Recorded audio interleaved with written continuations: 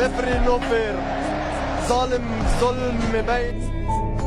আর্জেন্টিনার দালাল ওরা, রেফারি একটা জালিম। পবিত্র কোরআনের আয়াত হাসবুনাল্লাহু ওয়া নিমাল ওয়াকিল, حسب الله ونعم الوكيل. অর্থাৎ আল্লাহই আমাদের জন্য যথেষ্ট আর তিনি সর্বোত্তম কর্মবিধায়ক। কতটা কষ্ট পেলে এমনটা বলতে পারেন মিশরের ফুটবলার মোস্তফা জিকো। তিনি আরো বলেন, আমাদের পুরো জাতির স্বপ্ন নষ্ট করেছে রেফারি। আর্জেন্টিনার দালাল ওরা, রেফারি একটা দেশের পুরো পরিশ্রমকে এক নিমিষেই নষ্ট করে দিলেন। ম্যাচের শুরু থেকেই তিনি আমাদের বিরুদ্ধে কাজ করেছেন।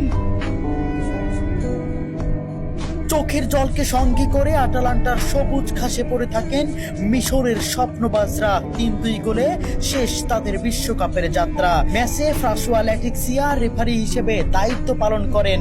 মিশরের একটি গোল বাতিলের পাশাপাশি ম্যাচের শেষ মুহূর্তে মোহাম্মদ সালার একটি ট্যাকেলও এড়িয়ে যান তিনি। দেখার প্রয়োজনও করেননি VAR। জানিয়ে রীতিমতো তুলপাড় ফুটবল বিশ্ব।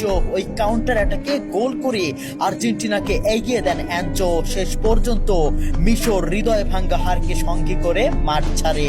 ম্যাচ শেষে সংবাদ সম্মেলনে রেফারির কড়া সমালোচনা করেন হোসাম হাসান। তার দাবি মিশর ন্যায় বিচার পায়নি। একই অভিযোগ করেছেন মিশরের হয়ে গোল করা স্ট্রাইকার জিকো। মাঠে সাক্ষাৎকার দিতে গিয়ে কান্নায় ভেঙে পড়ে রেফারির বিরুদ্ধে তীব্র ক্ষোভ প্রকাশ করেন এবং তাকে জালিম বলে আখ্যাও দেন।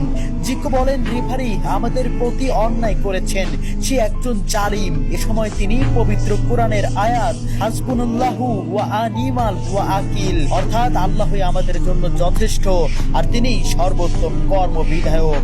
একজন মানুষ কতটা কষ্ট পেলে এমনটা বলতে পারেন। এছাড়াও তিনি বলেন, রেফারি একটি পুরো জাতির পরিশ্রম নষ্ট করে দিয়েছে। সাক্ষাৎকারের একেবারে শেষ দিকে জিকো আরো গুরুতর অভিযোগ তুলে বলেন, এই শিরোপা আর্জেন্টিনার দিকেই পরিচালিত হচ্ছে। তার এই মন্তব্যের পরপরই সম্প্রচার হঠাৎই বন্ধ হয়ে যায়। প্রিয় দর্শক, আপনাদের কাছে কি মনে হয় মোস্তফা জিকোর কথাগুলো কতটুকু যুক্তিসম্পূর্ণ? কেন বন্ধ করে দেওয়া হলো সম্প্রচার? কমেন্ট বক্সে অবশ্যই আপনাদের মন্তব্য জানিয়ে যাবেন।